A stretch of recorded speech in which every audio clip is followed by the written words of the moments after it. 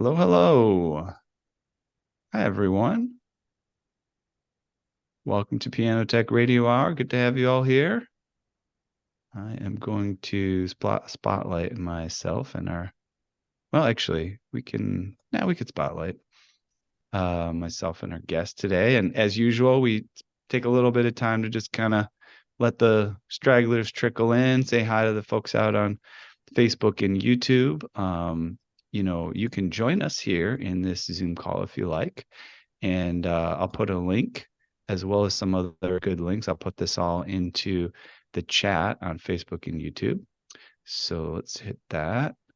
And basically what I'm putting in right now is if you want to join us for today's session on Zoom, there's a link there to register. And then you just register there and you can hop on in with us and be a part of the conversation. And then in addition to that, I added some other links while I'm at it. One is we're having a masterclass upcoming, as we do every month, the third Thursday. Now, the next one is our final wrap up on Joe Jackson's masterclass series on pedals, trap work, back action, and dampers. There's a link there to join that. And then finally, if you want to subscribe to Piano Tech Radio Hour, which I'll mention the details there momentarily. And then I will go ahead and put that in that stuff in our Zoom chat in case anybody here wants those links and that information. You can check those out. Share the joining information with your friends. But yeah, looks like we're kind of settling in. We still got a couple folks hopping in, but it's maybe a good time to start launching into the introduction and get ourselves settled and get moving on this one today. So let me get my notes pulled up and we'll dive right in. Okay, so welcome to Piano Tech Radio Hour. We gather here every Saturday to meet with and learn from the most fascinating and knowledgeable folks in the piano world, including manufacturers, rebuilders, musicians, makers of other instruments, and of course, piano techs. Our mutual goal is to become better at our craft, to help each other, and to create an ever more musical world together.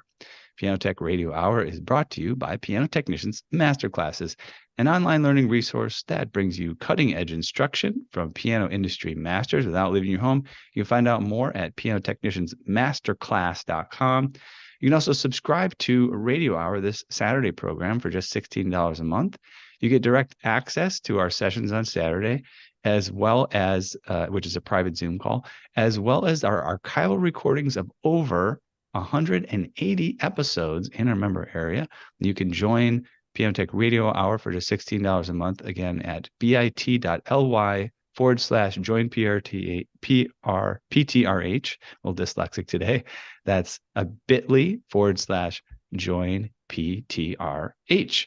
And I will now launch into an introduction of our guest who's been patiently waiting while I do our intro material. Let me introduce you to Jerry Mack. He is a fine figure in the world of piano tech. He's born and raised in New York City. To pianist parents, his fascinating journey in piano tech began at the Manhattan School of Music, where he started to learn the craft. His path led him to the prestigious Steinway Hall in 1979, a time marked by the use of Teflon bushed action parts in pianos. After a stint at Moran Towing, which we didn't talk about in the pre-interview, you could mention that, Jerry returned to the piano business, enjoying a successful period of self-employment, 1988 to 1999. In 1999, he joined SUNY Purchase as a college and university technician, dedicated 22 years to the care of 100 Steinways, earning the institution the nickname Teflon C. Jerry retired in 2021, just a couple of years ago. You're looking rather young and healthy for retirement, so that's great. He's leaving behind a remarkable legacy there at SUNY. Today, he is here to share his insights, anecdotes, and experiences from an extraordinary journey in everything that he's been into. So, Jerry, welcome to Piano Tech Radio Hour. It's great to have you here. Thank you so much. It's very nice to be here. Thanks for having me. Awesome. All right. Well, you and I talked a little bit previously, so I've got a good kind of foundation in your background. So I'm going to guide the audience through some of the high points here. But I think first of all, we mentioned that you kind of started out in the Manhattan School of Music, getting to know the craft. Tell me about how that came about, when that happened in your life. Well, I was fresh out of high school, just a teenager, and I had a keen interest in radio communications and electronics. I studied that in a technical school in the city. And when I got out, I planned to go to college for it, but became disillusioned. And my dad, who was pretty perceptive, saw that disillusionment. And one day he came up to me with the New York Times and he said, "Hey, look, there's an ad here for piano tuning course at Manhattan School of Music." Now, that was pretty far away from where I lived. So I didn't jump out of my shoes, at the opportunity to go up to the Upper West Side from Staten Island every day to go study how to tune. And I think he had ulterior motives because he had a lot of piano students with out of tune little Brights and Spinets there. But I did it. I did it, and it was great. I met the head guy there was Alan Bushman at the time, and wow, what a character he was. It was just great. He had people moonlighting from the Steinway factory, Angelo Andino, the Hupfers, these old time, real gritty New York piano factory guys coming in and giving us little classes showing us how to fix dampers and restring and whatever you do. So that's how I started. And it went on for about a year. And when it ended, I began at Steinway. I had sort of just really rough background, just a beginner's background, but enough to go with so that they let me in as a trainee. They needed somebody to train, so I got in on that basis. I was lucky.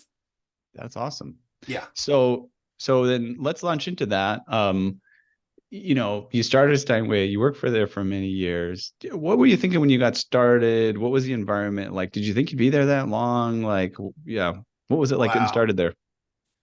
Well, you have to understand. I mean, looking back on it now, to walk into Steinway Hall on 57th Street, as a kid from the suburbs, it was otherworldly. There's really no way to describe that experience. And not only did I not think it would last, I didn't even think it was happening while it was happening. But pretty quick, they get you really busy when you're there. You right away have to do a lot of stuff, and you have to account for it as well. You have to fill out a timesheet every day. So there was really no time to feel anyway.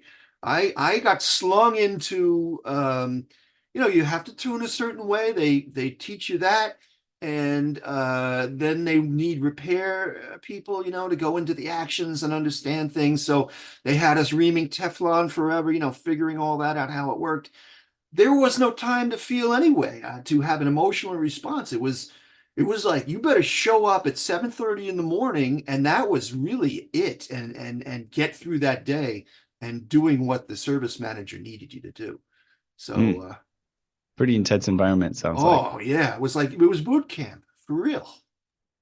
And we talked about it earlier. Would it be fair to say that if that was boot camp, that, and maybe you have a different opinion, that the Navy SEALs were the concert and artist division? Would Yeah, that yeah. would that say about right? Yeah, no doubt. That was the height of, I wasn't in the concerts and artist division, but our retail division was right next door, and I knew all the guys, and we hung out and ate lunch together. That was absolutely the hard. That was the SEALs. That was the Navy SEALs.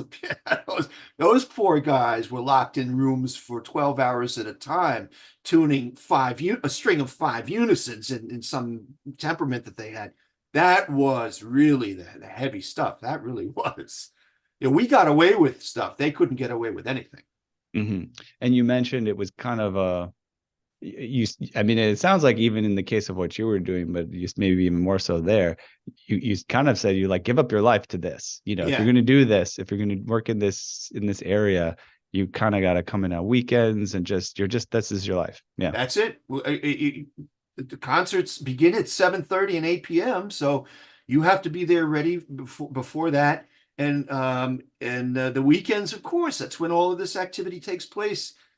And you've got to be at work every day. So yeah, you absolutely, you give it up for that division. There is no question about.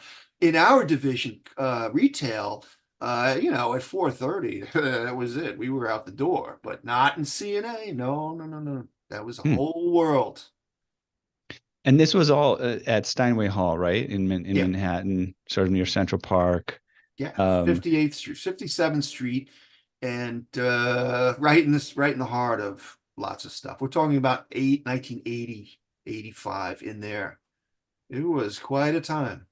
yeah. Now, when we were talking earlier, you mentioned like a backpack full of tools, and this is of course something that you and I are both familiar with because we both lived in New York as a piano technician. Most piano technicians, they can carry pretty much everything in the kitchen sink with them around in their Yeah, Sprinter van or something like that. But as a yeah, tech in New York, you got your backpack and you're running around on the subways everywhere. yeah. Can you tell us a little bit about what that experience in the field was like when you went out in the field as a technician? My shoulder is still dented permanently from carrying 35 pounds of tools.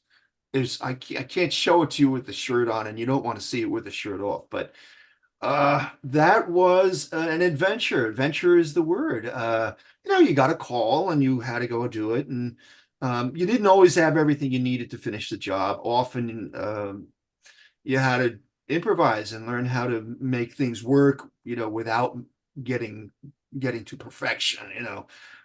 Perfection was this ethereal thing that we always sort of chased around. And even the pianos that came from the factory that came to Steinway Hall for prepping, for sale, there was no perfection anywhere. If you really took a fine tooth comb and went over all of that stuff, as any seasoned technician or watching would know, you can find things that an average person coming in to try a piano will never know is there.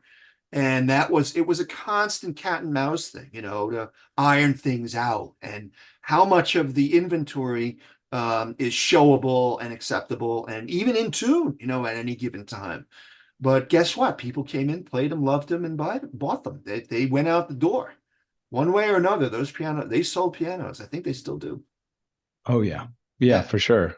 Yeah, we might talk a little bit later about the sort of shifts and transitions and how what Steinway is up to these days and things. But continuing there with the Steinway days, uh, what kind of any interesting stories around like artists that you were involved with or came across or worked for or stuff like that? Yeah. Oh, I can't even. I mean, I'll give you one. Dan Jesse was one of the guys in the concerts and artists, but he was a tuner. Great guy. I think he was from Chicago originally, and a woman came in. Some of the guys out there might remember the name Rosalind Turek, and she was this wonderful pianist, from I don't know where she was from, but she came in to try one of the pianos. Dan had just tuned it, and he decided that he was going to play it a little bit, and he's just noodling around on it. He just tuned it, and he had little chops, he's playing away there, and she came in and exploded. I heard somebody screaming, and Dan came running out, and I said, and this woman was like 4'5", and I saw her head running around. I said, Dan, what the hell happened back there? He goes, oh my God, she's lost her mind. She was screaming that he was playing the piano. She was about to test, for being sent to some thing she was doing, a recital or something, whatever it was. She claimed that he had ruined the piano with jazz, and that she and she was not going to tolerate it. I mean, this woman was from, some Victorian age or something, and man, she had Franz in there. It was a whole thing. She rousted up this whole thing. But that was sort of, mentality. And Mhm. when that happened, I was glad I wasn't in that division. I didn't spend much time playing the pianos, but if you have to face something like that, that kind of, yeah, it was insane. He didn't ruin anything. He was just noodling around a little until she arrived. He wasn't banging. I know that much. Well, That's one. I must have ruined my fair share of pianos with jazz. That sounds like a fun thing to do. We all have. You have to ruin them to learn how to get them right. And I have a Frank Sinatra story that's fantastic. Remember, we were just employees of Steinway. We weren't special or anything. We were just workers in there. And one day I was in the basement where we had a bunch of repairs, laying around. retail stuff and preps and whatnot. And I'm laying under the piano working on trap work, and I see the head of the service manager come down. This great guy, this ex-Marine, Anthony Fiacco, and he goes, "Jerry, you want to tune Frank Sinatra's piano?" Now, remember, I'm laying on the floor. I'm like 21, and he's upside down. I'm like, no, not really. I kind of didn't. He wasn't my hero, and I was busy doing other things. He goes, Mary Canary didn't come in. Mary Canary that was her job, but she didn't show up that day. And they had just delivered this new Model B to Frank Sinatra's suite at Suite 33A at the Waldorf Towers, I can remember. So I said, okay. So I went over there. I walked over. I walked from Steinway Hall. It was just, half mile away. And I get there and they put me in this broom closet. You can't even imagine. I had to go in the service entrance. I was a serviceman. And they said, okay, wait a minute. You can't go right up there. We got to wait for security. So I'm sitting in this it must have been 90-degree broom closet thing, like with a service elevator entrance in it. And I'm waiting for these guys to come down. And it must have been an hour. And I was pissed off. I was like, the hell with this. I don't care who this is. I want to leave. I want to go back to. Well, these guys show up. These couple of guys come in with Glocks. And they're like, okay, is it you? And I'm like, yes. And What? you're from Steinway, right? And I showed them yeah. And they bring me in and they bring me up in this quilted service elevator. And we get to the floor, the doors open, and boom, it's Frank Sinatra's home in Manhattan, Suite 33A in the Waldorf Towers. And they were like, after all that hoopla making me wait, they had the guns and everything. They go, okay, there's piano, and they just disappeared. So I walk in, I'm like, crap, I'm in Frank Sinatra's house. There was nobody there. It was empty. He was somewhere else in the world, and now I had to go tune the piano. Like, okay. As soon as I saw the B sitting there, I was like, oh, there it is. I know what to do now. So I walked over to it, and there were photographs on the piano. I mean, his wife with Nancy Reagan, with the Pope. I'm like, holy crap. I'm like, oh my God. I had to lift these pictures off the piano, get them arranged on the floor, and get the thing open. And I thought there was a skinny little dirt mark under each picture. I could see where they all went. So I arranged them on the floor. I thought, yeah, I could put them right back where they belong. Great. And believe me, handling these photos is no small thing, man. I'm like, was like being in a palace. Everything was crystalline and gold. It was screwed up. Now, final thing I have to do. There was a dragon, a statue of an ivory dragon going this way, right across the front where the flap was. The flap was open and the music desk was there. And by the way, there was a Nelson Riddle score on the music desk, handwritten. Frank, it's a hell of a Helluva, hell of a good score. Look at the score. Nice. Yeah, I'm like reading this. I'm like, oh my God. So now I moved that to the couch. The final thing I had to do was remove the dragon, ivory dragon on a Blackwood base. It was, I'd say, 3 feet wide altogether. So I said, great, just get that and then lift the lid and do your thing. Well, guess what? I grabbed the base and the statue, which was of ivory, was not connected to the base. It was free from the base, but I only grabbed the base. And what happened when I grabbed it, the statue spun like an airplane propeller and went straight to the deck. It went straight down. An ivory must have been some Ming Dynasty thing or whatever the hell it was. It was on Sinatra's grand piano, and I goofball and trying to move it to get in there. I saw my whole life flash by me in that moment. I did see that. I really did.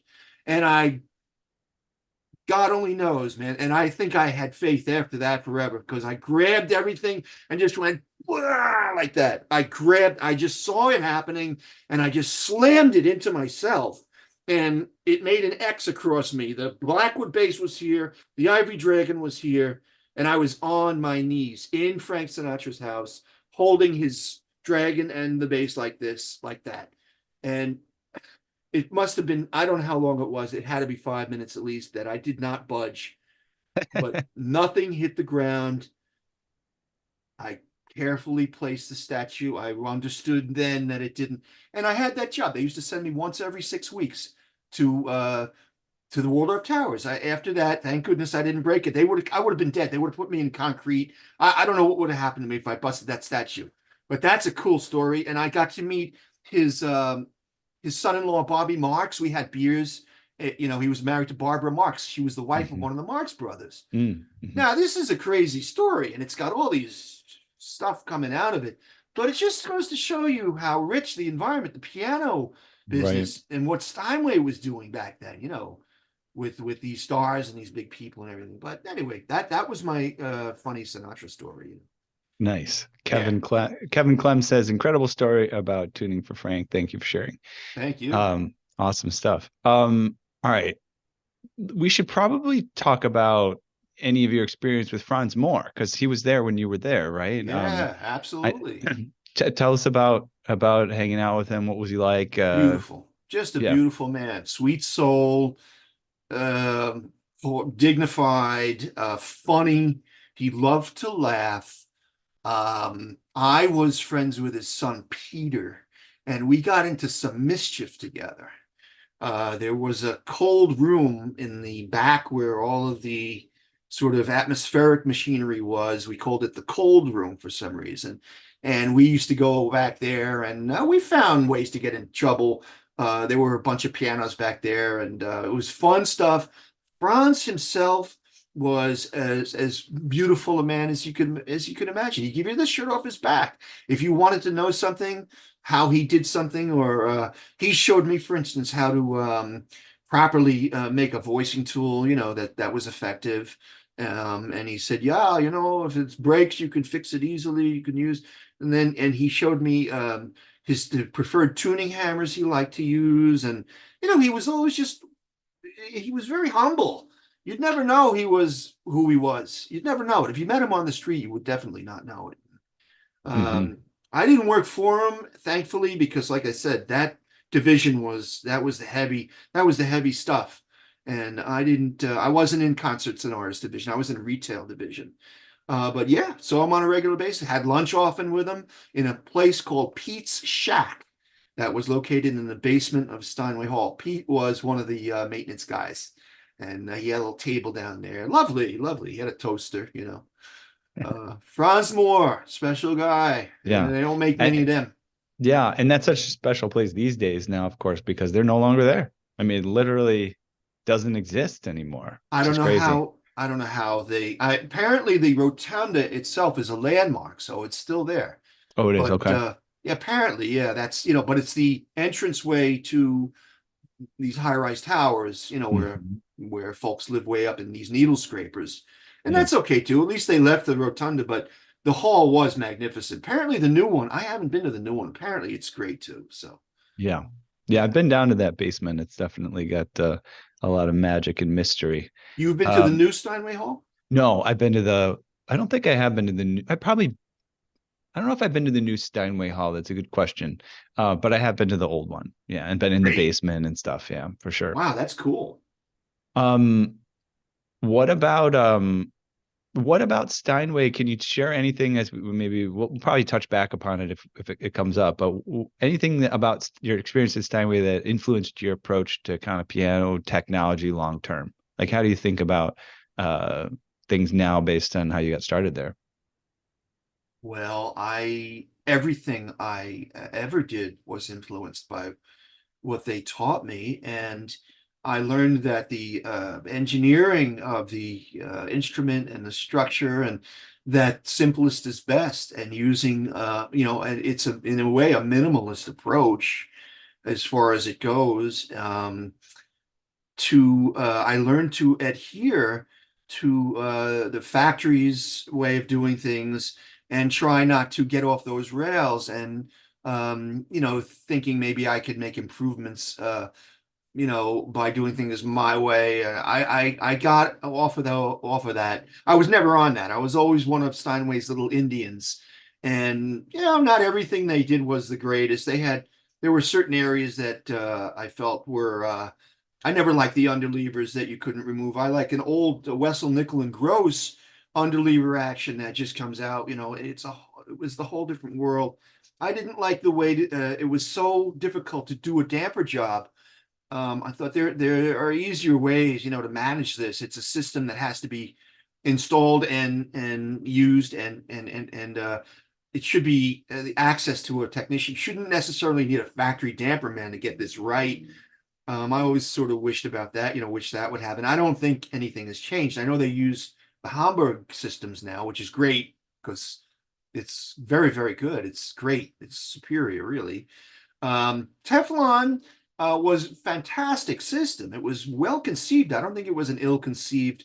They were trying to save themselves from the service problems they were having with all the actions that were seizing up on them. So they figured, well, if we go to this impervious material, then we won't have all these stuck actions, in the wet weather. And that, while that might have been true, the missing ingredient, what's required for a successful Teflon system is highly, highly stable wood. And that's where they really went off the rails. The early runs of Teflon were great because the wood was still very stable.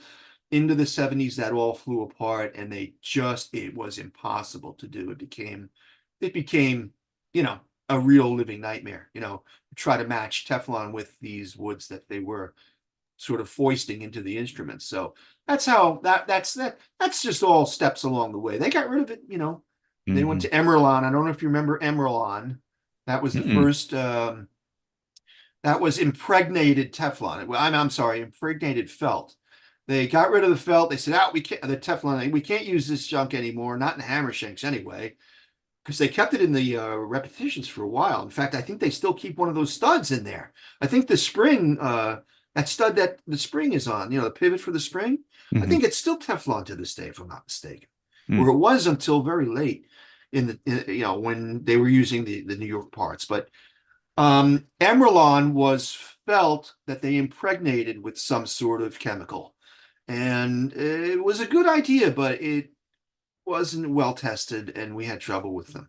A lot of trouble with the dampers. The damper guide rail bushings would swell up, and you'd have to get in there. And of course, you have to take the damper out to go in there. Now you've messed up the whole factory damper line, and that really created a lot of trouble, And they got away from it, and I think all that's fixed now. That's from when I was there. That's just some of the stuff yeah. Yeah. And then, you mentioned too, being able to have this experience because you're from New York, you grew up in New York. Yes. You and I both know, having been in New York.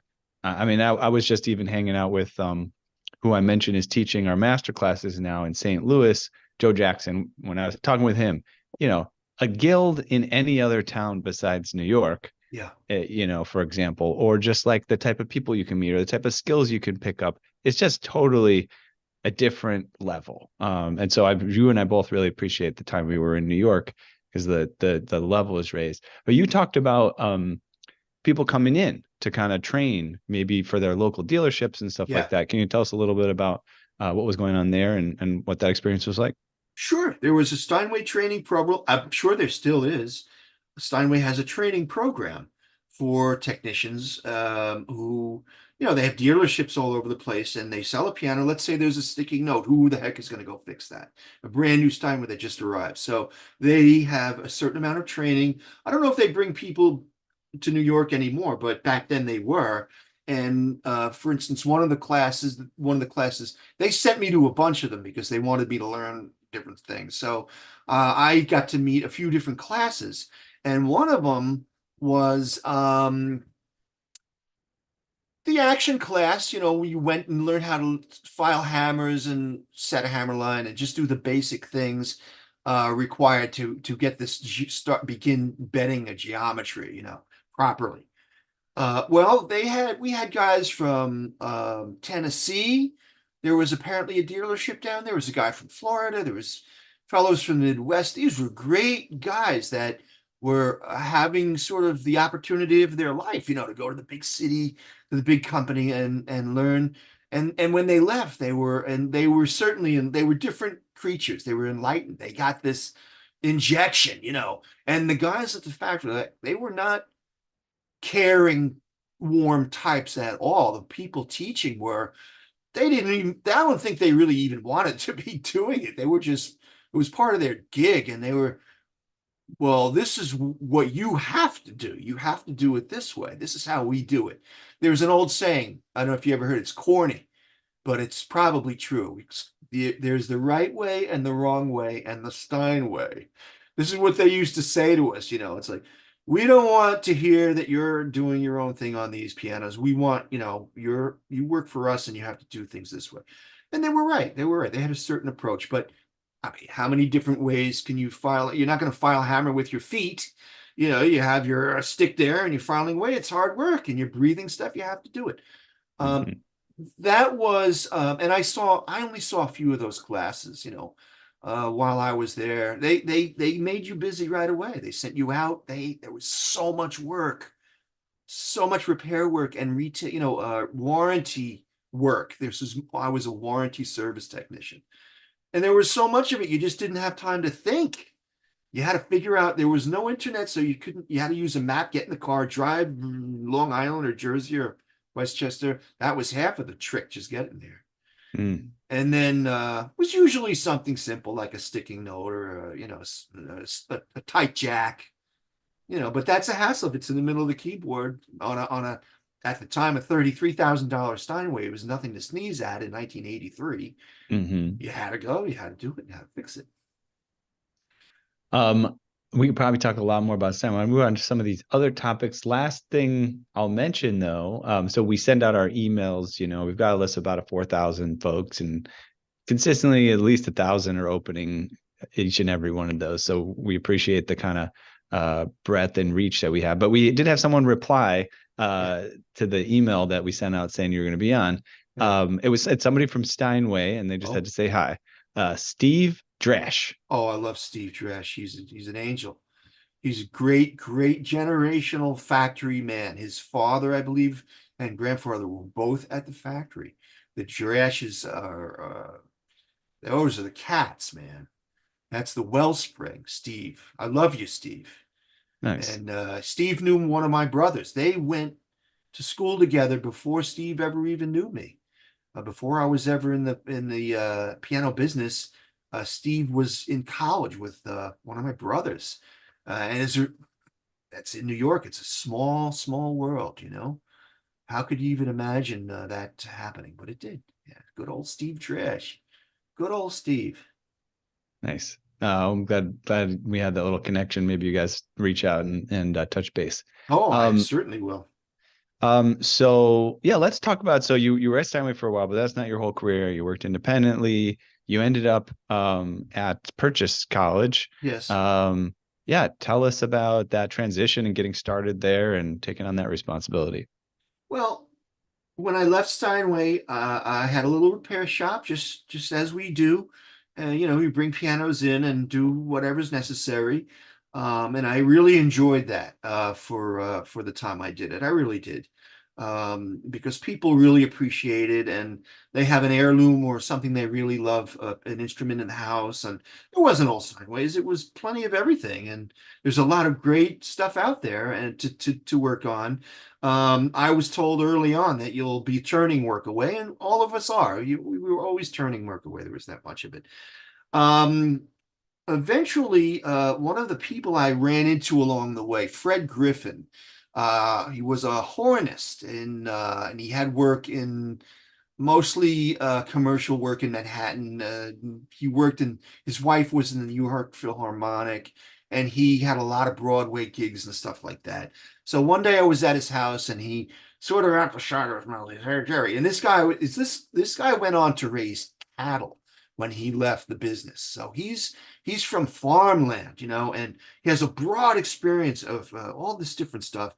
Now one day, real character, and he goes, "Hey, Jerry, you and I was subcontracting at the school. I was just tuning there. If they had a concert, they didn't have a technician, which is crazy because they had 100 Steinways on 4 floors.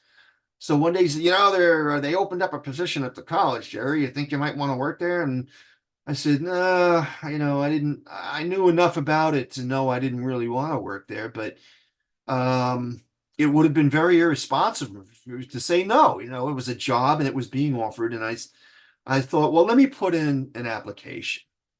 I'll never forgive myself if I don't apply. And it came down to me and another guy, and I got the job. And uh, when I went in there, and then, by the way, it's a great school, great faculty, incredible students. The place was pretty crazy. I mean, right, just north of Manhattan. It was in the right place. And but they had all these timeways that we were working on as retail crews. We used to go up to Purchase College and work in there as retail crews on warranty issues. So I was pretty well versed in the way the place was laid out and what it was all about. But you never really know what it's about until you're in it and you have the responsibilities and there are pressures. For instance, every professor needs a piano and they have their curriculum and the piano has to work.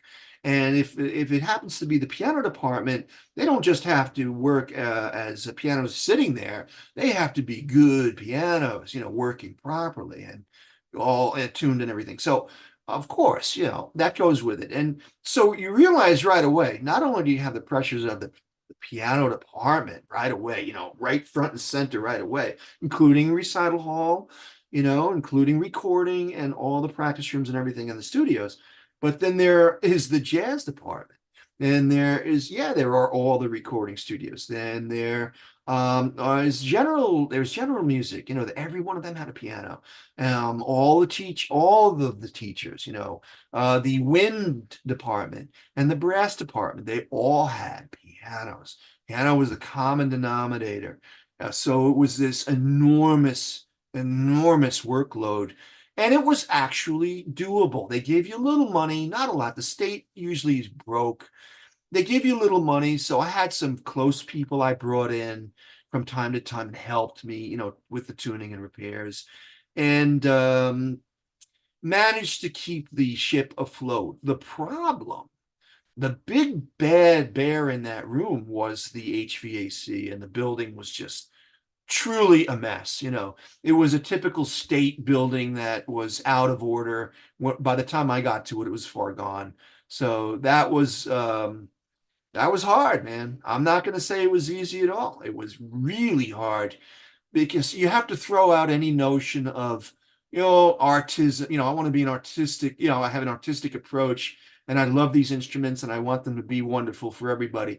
That pretty much goes out the door. It's like, well, I have this job and it's a great job with all the benefits and all of the security. They give you tenure after 7 years.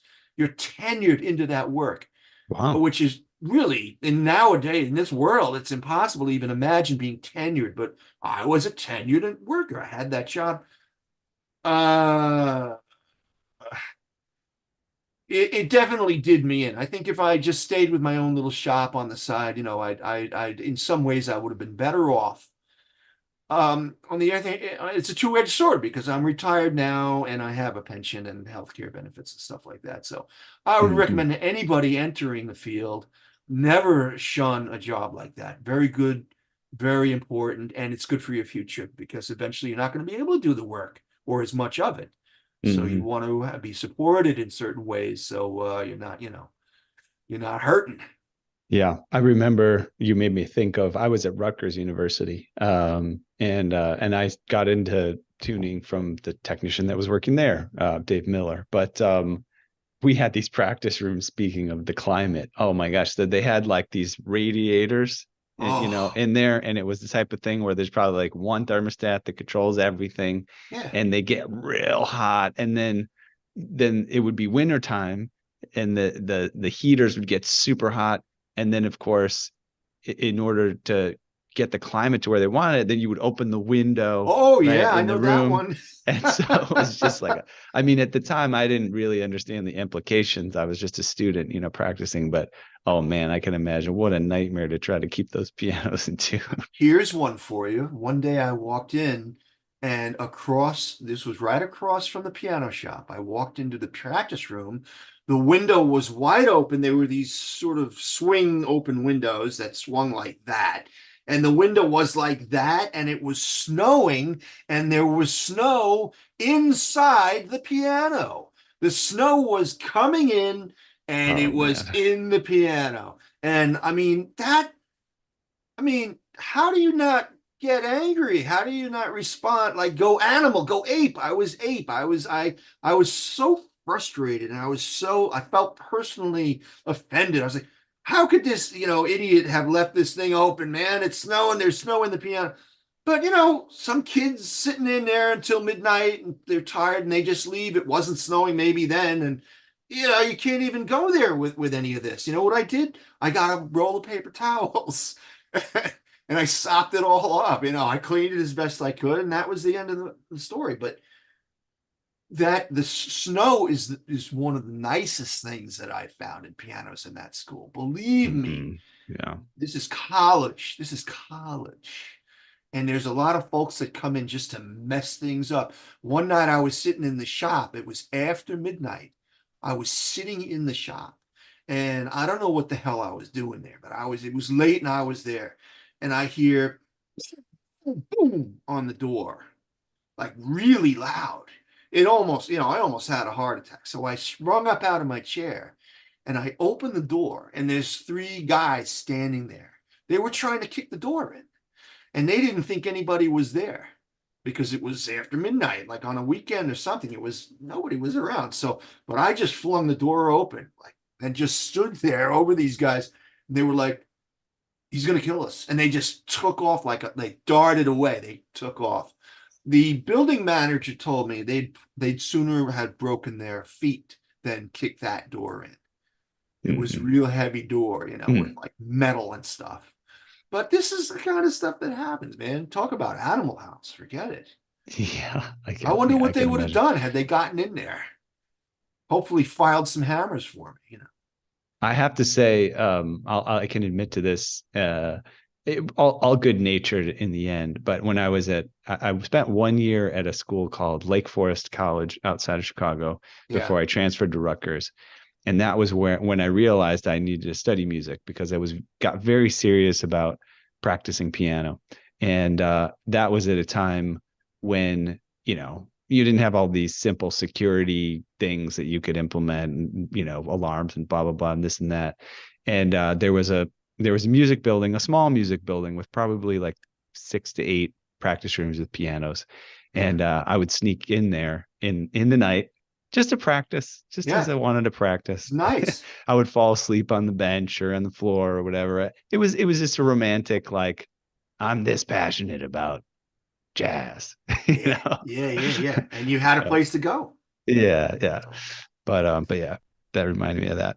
Um, I want to just give people a sense of the breadth of what you're into. We might touch back on some other things that we were up to, but you've done some composing and stuff. Sure. Uh, Tell us a little bit about how you got into that and what kind of stuff you were doing. Strictly love of music and sound. I ran into a guy in one of these studios I was working at on the piano, was doing the tuning and stuff. And we were noodling around together. And he said, "Hey, man," he goes, "that's some pretty good stuff. What do you do?" I said, "Nothing. I'm a piano tuner. I don't do anything." He goes, "Well, you have a gig once in a while, you throw a band together." But he said, "Did you ever think of writing music?" I said, "Well, I've written some stuff, and he heard it and wasn't impressed. This is in time. And he goes, "Why don't you I didn't have Logic. At the time, Logic was brand new. It was in like '05, '07. It was an eMagic product. It was in its fledgling stages, and computers were young, and the whole thing was just starting up. And so he hipped me to this Logic thing, and he had total ulterior motives because I didn't know that, he needed a writing crew. He was working on commercial music for sports, entertainment, as well as film. And there's a lot of pressure in that business. And, I think in a way, I was an easy mark. And so he was like, "Why don't you, get with this?" And I did. I got into it and I started doing it. and they were very unimpressive. What they would do is send us a soundtrack, and he'd say, well, okay, they'd pick out certain pieces on the track and say, listen to these pieces, and we want you to send your change the key, change the hook, and send it back. See, that's the first, that's like the little test they give you. They want to see what you can hear, what you can pick up on, and if you can work the logic device to make that happen, the computer. And I did it. I just went in, I punched in my stuff and said, great, you could do it. Let's do it. So I started writing. And the problem in that world is, which is not really a problem if you're really good at it, is the revisions. They're saying, yeah, man, that's exactly what we're looking at, except, and then they tell you what you have to change. And you may have spent 6 or 8 hours working on this initial project, and they need revisions, and those revisions might take another 4 hours. So now you got 10 hours in, and you haven't seen cent one. There's no money, not until you see residuals. So I started thinking, well, heck, I can go out and tune and be back home in 3 hours and get money for that. What am I doing here? It sort of, it wasn't even the tuning aspect of it. After a while, I was bored with the music. I was bored with commercial music. It just didn't do anything for me. Um, and the process is arduous. It takes a lot of hours. It consumes you. You have to really be that. You have to do that. And bless his heart, he asked me to come into it, and I did do that, and I could go into it anytime, but I'm not that person. I'm not that kind of, the people doing that work are really well suited to it. I was not. I I got in and out pretty quick, and it was a good experience. Well, I would recommend it to anyone who they would accept in. I don't know who can stay with it.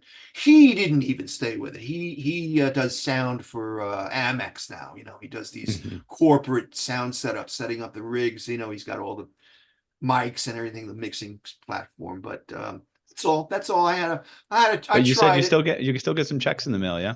Yeah, yeah, that's nice. I still get from BMI and ASCAP. I'm not ASCAP. I'm a BMI guy, and I have to pay tax on this stuff. I still have to claim that, on RRS day. But that's cool. That's a good thing. And I know if I ever really wanted to commit to it, I could do it. Hmm. Yeah, Yeah, that's cool. Thanks for yeah, sharing. yeah. Yeah, I feel like I did, it's funny because early on, when I was out of college and just finishing and also doing some of my first tuning stuff, I got excited about writing music and licensing it and things like that. And I didn't write it commissioned music, I think like you did, but I did where I would just write music and then submit it to a licensing agency, and then maybe they would try to place it on like programs or something. And it's Yes. funny because I got really excited about the concept of, oh, you can copyright your music and maybe you can make some money from it. Da, da, da. And so I got serious and copyrighted a bunch of stuff and submitted it. But then I didn't know, there was no checks. There was none of this. And I was like, oh, this is all just a racket, just trying Yeah, to get me excited about it, blah, blah, blah. that's right. And so I stopped copywriting it and stopped submitting stuff. Well, it was like 2 years later, I started getting checks Wow. after I lost the enthusiasm about it Yeah, and the sort of diligence about all of yeah, it. And I was like, oh, well, this actually does work. yeah. It's just, hit or miss on the That's particular track. The more you submit, the more chance you have, all that stuff. But incredible. You did it. You did do it. Plus, you're a piano guy. You can make money. yeah, yeah, Yeah. I regret not knowing to take it more seriously in terms of just really just copyright stuff and submitting it, that kind of thing. But oh well. It's commitment Um, required. Commitment yeah, required. yeah, definitely. How spread can Um, you thin? How thin can you spread? yeah. Or how spread can you thin? Yeah. Let's uh let's jump back a little bit. Yeah. Because I wanted to cover that and make sure people knew kind of all the stuff you're into. Yeah. But yeah, tell me about living in New York in the era that you did. Because Well, that sure. was I mean, I know you said you're from Staten Island, right? Yeah, So you were sure. living there a little bit while you were studying and getting started, but you also like you lived in Brooklyn, you lived in Correct. Manhattan. Man, just tell me about what that was like, just being in the city at that vibrant time of transitions and stuff. Yeah. It was as great as it ever was. I mean, for a kid from working class stock to be in that world, it was astounding, really. It was there's no real way to describe it other than you found very little time to sleep. You wanted to just be in the middle of the action, whatever it was. And getting into some of these different studios with some of the artists, that was a thrill. Getting into, if you, for instance, back then, I'm sure it's not that way anymore, but back then, the village, Greenwich Village was absolutely on fire all night, every night. It never slept. And whatever you were interested in, music wise, whether it was jazz or blues or country or classical, everything was on fire. It was always there all the time. So there was that, there was that part of it. Plus, it was a separation always, which is still there. If you didn't really have money, you had to find out a way to get in, get into this stuff from the side door, and thankfully, as tuners, we had a hook, we had a way in. As I think I mentioned, we worked. Got a job working at They the say if you Village want Gate. to if you want to get in someplace, you just carry a clipboard or a ladder, and that's it. Well, I worked next to Studio 54 and I got to know Wow. those guys and I didn't even want to go in there. I was not interested in disco.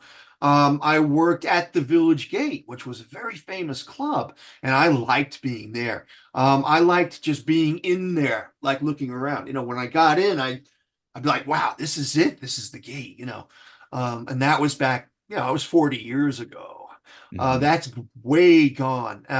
I'm sadder about the Village Gate having been closed than I am about Steinway Hall having been closed Mm. because they reopened a lovely Steinway Hall that's magnificent, and the Village Gate that just died and stayed dead. So, all of that went on, being down there and being so there was the club scene, there were crazy people, how much of that do you look for? None, but it comes to you anyway. You have to confront it, and you end up dealing with it on some level, usually. But great, I see it all as I would never have imagined growing up any other way. I was in my teenage and early 20s when that was taking place. It was a good time. It grew old quickly, and when I left the city 30 years ago. And I was glad to get the hell out, believe me. Then I was glad to get out. Now I can't even imagine. People call me to work down there. I won't go. I won't go. They charge you $15 just to drive your car into the city. It's like, what am I made of money? I mean, what am I gonna do? You get me a helicopter. Maybe I'll do gigs down there. I don't want to go there anymore. There's Yeah. nothing for me. It was great then, but not now. Yeah, I hear that. What kind of artists did you enjoy over at the Village Gate? Well, I love the Latin jazz, and I worked at this thing called Salsa Meets Jazz. It was a specific thing, and it was bands from the Bronx. Bronx was salsa, Latin music was made in Puerto Rico and the Bronx. Those were the two big factories for it. And they had a place to play every Monday night. What they did was they'd bring in a soloist from the jazz world in New York who was touring and visiting town. So the salsa band would play, their Latin stuff. It's all in clave heavy and way too loud, but they would do their thing and they would have I mean, I'm talking about the top cats. McCoy Tyner was there. Just anybody you can imagine. Sonny Rollins, jazz giants would Yeah, come I'm in looking and at the Wikipedia page for the Village Gate here. It mentions the Salsa Meets Jazz. Salsa Meets yeah, Jazz series is the Village Gate seminal part of the history of New York Latin music. In yeah. 1977, WRVR Jazz and Latin music DJ and jazz musician, Congo drummer Roger Dawson created and hosted a weekly event, brought top Latin bands together with guest soloists. Dawson named the event Salsa Meets Jazz. Stunny Stitt with Eddie Palmieri, Dexter Gordon with Machito, Dizzy Gillespie with Tito Puente, James Moody, Wynton Marsalis, Bobby Hutcherson, Dave Fathead Newman, Slide Hampton, and Pharoah Sanders, to name a few, Yeah. all jumped into jam with the best salsa bands of all time. Wow. Yeah. Yeah. It was unbelievable. There was no other way. You just stood there in awe at what was right there in front of you. And that was every Monday. I had it for about, I don't know, 5 or 6 years. I did that. And wow. Whew. Great, just great. And that was one of the fun things I like to remember. Yeah. That's Yeah. great. Yeah. Yeah. I think I often reflect on these kind of seminal periods of music, Yeah. for someone nowadays who's listening back to it, it sounds familiar. It sounds like music, right? Because it's influenced everything that came after it. But to Yeah. be there in the Yeah. moment where Yeah. people are creating a new kind of music, right? Yeah. That's going to be part of history. That feels, that feels incredible, I'm sure. Yeah, Can't even imagine. I sometimes you have to pinch yourself, How did it even happen? I was lucky. that's There's an really old cool. Russian expression. Two things get you through life: good health and good luck. And I had good luck. Thankfully, back then I stepped into through some right doors, and boy, that was, yeah, yeah. Very cool. Well, we're about to the end of the hour, and that's probably a good kind of note to wrap things up on. So, you know, I ran into you, basically through the business here in New York and, Yes. and things like that. So I thought, this guy sounds really interesting. Want to have a chat with him. So I really appreciate you jumping on here and being a good sport and talking with us. It's been really Well, fun. thank you. Yeah, and yeah, you're not here to promote anything, so I don't know if there's any links to share or any. I don't No, know. no, not at all. Not at all. I just like to thank you and encourage anyone into the piano business, which is a beautiful business, and it'll take care of you really well, and you can really find your spot in that world and create a world for yourself there. That's all. That's my blurb. Awesome. All right. Yeah. Well, we have reached the end of another musical journey here at Piano Tech Radio Hour. Thanks to Jerry for joining us today. As always, we're brought to you by Piano Technicians Master Classes. This is cutting edge instruction for piano industry masters without leaving your home. For those of you that joined us today by signing up for this session individually, you can make your life more convenient. You can subscribe to Piano Tech Radio Hour, just $16 a month. You get the recording of today's session in our member area, as well as automatic registration for each week's new session. You can sign up at bit.ly/join PTRH. It's bit.ly/join PTRH. If you're checking us out online at YouTube or Facebook, I put some links in the chat earlier on how you can join our latest masterclass and get involved with some other stuff here at Piano Tech Radio Hour. And make sure to check out the podcast at pianotechradio.com. All right, well, we'll wrap it up. Thanks so much for joining us, Jerry. Thanks everyone who is in the audience today, and we'll see you again next time.